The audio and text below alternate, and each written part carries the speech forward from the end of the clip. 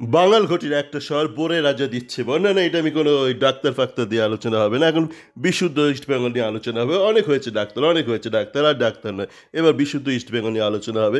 তাই সকালেই দেখলাম অগ্নি সাক্ষী করে, আমাদের অগ্নিকে সাক্ষী করে বোরে আবদুল্লাহ আবার এসে গেছে, আবার ভাটের গল্প বলতে শুরু করে দিয়েছে, সেই আনোয়ার নিয়ে আবার বলছে বলছে ইফ ইউ ট্রাস্ট মি আর ইফ ইউ বিলিভ মি, ভাই তোকে কে বিলিভ করবে, তো একটা কথা মেলে না। আমি শুরু থেকে তো বলে এসেছি, এবং আমার চ্যাট ফোরামের এরকম বেশ কিছু বিশিষ্ট ব্যক্তি আছে যারা বোরে আবদুল্লাহ টাইপ না, হ্যাঁ, তো তারা বহুদিন আগেই বলেছিল, সেই বাংলা প্যাচের আমল থেকে, যে এই আনোয়ার কেসে কেউ একটা ঘাপলা করে ফেলেছে, একটা সুপার জায়েন্ট একটা ঘাপলা করে ফেলেছে চুক্তি বিষয়ে, যে ফিফার একটা নিয়ম লঙ্ঘন করে ফেলেছে।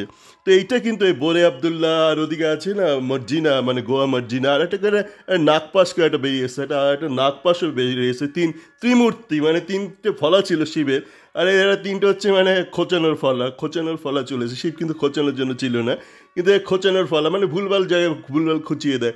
পিঠ চুলকানোর জন্য ঠিক আছে, যুদ্ধে যাওয়ার জন্য এই খোঁচানো ঠিক নয়।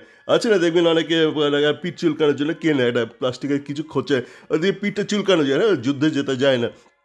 এই বোরে আর ওই মর্জিনা, গোয়া মর্জিনা, যে নাগপাশ, এইগুলো হচ্ছে পিঠ চুলকানোর অস্ত্র। এই দিন আপনি যুদ্ধে জিততে পারবেন, মানে মিথ্যেচার দিয়ে আপনি কোনো যুদ্ধে জিততে পারবেন না। বোরে আব্দুল এখন আবার নতুন নিয়ে এসছে, বলছে যদি তোমরা আমায় জিজ্ঞেস করো তাহলে আমি বলবো, কি বলবো ভাই, তোমার তো কোনো কিছুই মেলে না। সে বলেছিল প্যারিসে গিয়ে গিয়ে ভুরি ভুরি ভুরি ভুরি ভুরি ভুরি ভুরি ভুরি আর সোনা জিতবে ইন্ডিয়া। যাকে ছেলেটা মানে এককালে ভালো ছিল, তারপর কোথায় যে কী হয়ে গেল, কবে যে কোথায় কিছু হলো ভুল। ব্যাপারটা এখন বলছে না না, মানে আনোয়ারের তো ব্যান্ড তো হয়তো কমবে, হয়তো বা হয়তো কমবে না, একটা ট্রান্সফার তো থাকবেই। বলছে তবে হয়তো ওর যেই মানে পেনাল্টিটা যেটা 13 কোটি, এটা 10 কোটি, এবার 10 কোটি মানে তোমার বাবা দেবে, তোমার বাবা দেবে, হ্যাঁ তোমার বাবা দেবে 10 কোটি, হ্যাঁ বলে দিলেই হলো। আমি বলছি না কেন, বলছি না এখন ওর যে 4 মরশুম বাকি আছে সেই, আর যে সুপার জায়েন্টের অপমান হয়েছে, আচ্ছা আসছি আসছি আসছি, 4 মরশুমে আমাদের না দেবাদত্ত দেখেছেন তো, মানে অভিসম্পাত করতে করতে অভিশাপ দিতে দিতে ইস্টবেঙ্গলকে বলেছে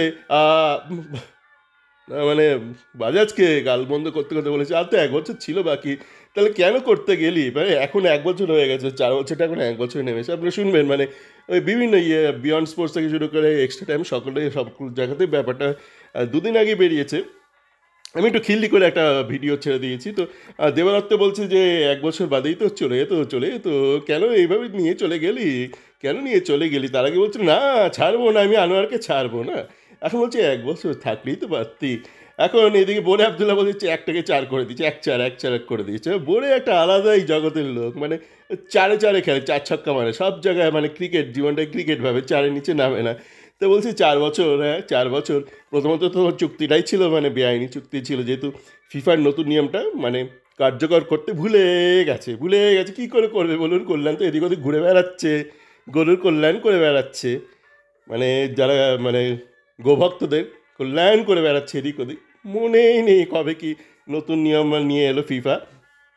তো এখন ব্যাপারটা হচ্ছে মূল চুক্তিটাই মানে ভাওতা চুক্তি, মানে ইল্লিগাল চুক্তি, তো এই চুক্তি ফিফায় গেলেই বাতিল হয়ে যাবে।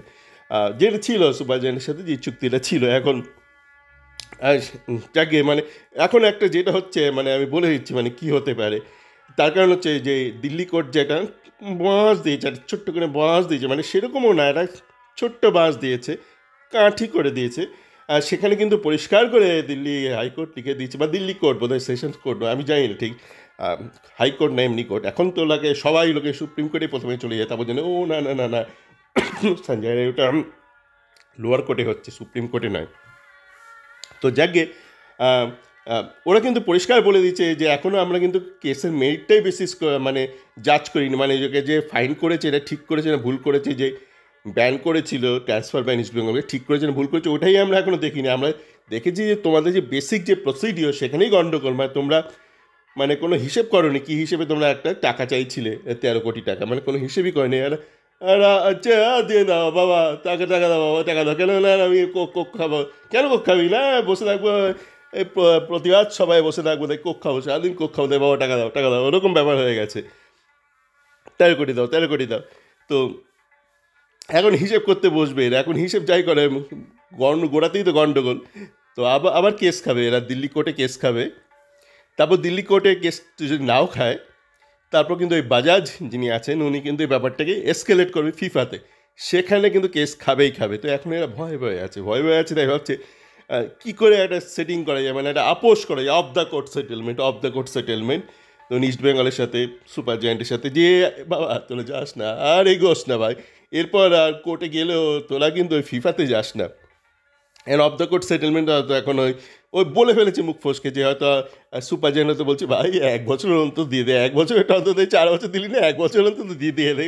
মানে সার্ভিস পেলো না, মানে যে ছেলেটা সার্ভিস পেলো না তার জন্য টাকা চাইছে। আবার মহা মুশকিল দেখুন, মানে যে লজিক্যালি ব্যাপারটা হচ্ছে যে আপনি ধরুন আনোয়ারকে ছেড়ে তার বদলে কাউকে নিলেন, বলতে পারেন দেখে তখন রিপ্লেস করতে এত টাকা লেগেছে, কাউকে তো রিপ্লেসও করেনি। মানে টেকনিক্যাল কিন্তু সেখানেও এরা ফেসে আছে যে এরা কাউকে রিপ্লেস করেনি আনোয়ারকে যে ছেড়ে দেওয়ার বদলে বলতে পারে আমার বউ পালিয়ে গেল, নতুন বউ বিয়ে করতে হলে তো বউ শাড়ি গয়না বিয়ের খরচ অন্তত সেটা অন্তত দাও, বউ তো পালিয়ে গেল, অন্তত নতুন বউ আনতে যে খরচ সেটা অন্তত দাও, সেটাও কিন্তু এরা করেনি। সব দিক দিয়ে ফেসে আছে সুপার জায়েন্ট, যে টাকা চাই টাকা চাই। তো এখন অফ দ্য কোর্ট কী সেটেলমেন্ট হবে আমরা তো জানি না ভাই। তো কিন্তু এখন যেটা ঘটনা হচ্ছে যে যাই সেটেলমেন্ট হোক তারপরও কিন্তু যেতে পারে, সুতরাং ভয় ভয় আছে, খুব ভয় ভয় আছে আমাদের কল্যাণবাবু। আর অপমান, কত কত টাকা ধরেছিস রে সুপার জেনকে অপমানের দাম? 1 কোটি 2 কোটি মানে কত? বল বল বল কত? সুপার জেনকে অপমানের কত দাম বল বল ভাই। তো যাকে বোকা বোকা বোরের কথাবার্তা, আবার তো আবার কে সাক্ষী না অগ্নি সাক্ষী, তাও এরকম অগ্নি সাক্ষী, ওই অগ্নি দিয়ে না শুধু আপনার বিড়ি ধরাতে পারবেন, বিড়ি জ্বালাতে পারবেন, বিড়ি জ্বালাইলে ওরকম অগ্নি, এই দিয়ে আপনি চুরুটো ধরাতে পারবেন, এমনই অগ্নির তেজ। সে আর বললাম না, অগ্নি অগ্নি যা করে রেডিও জকি ফেলিয়েছে কী করে ভগবান জানে। সে ছ্যাবলা ছ্যাবলা লাগে, যাকে আর কিছু বলার নেই। এখানেই শেষ করি। অনেক দিন বাদে শুধু ইস্টবেঙ্গল নিয়ে কথা বলতে হলো তো কিন্তু অসুবিধা হচ্ছে, বেশি বলতেও পারছি না, আটকে আটকে যাচ্ছে। একটা বেশ ফ্লোর মধ্যে ছিলাম। একটা চুলকানি ছিল, খালি চুলকাচ্ছিলাম, ওষুধ দিচ্ছিলাম, চুলকাচ্ছিলাম, এখন চলে গেল ব্যাপারটা। একটা কেন কেন একটা মনে হচ্ছে কী যেন নেই জীবনে, কী যেন নেই। এই ভাই তোরা কোথায় গেলি? সিবিআইয়ের কাছে গেলি নাকি ভাই? ভাই যা, শেষবেলা আমি তাহলে মনে পড়েছে, যা ওখানে যা, একটু অগ্নিকেও নিয়ে যা, আর বোরেকেও পারলে একটু নিয়ে যা, আর দেখে আসুক একটু।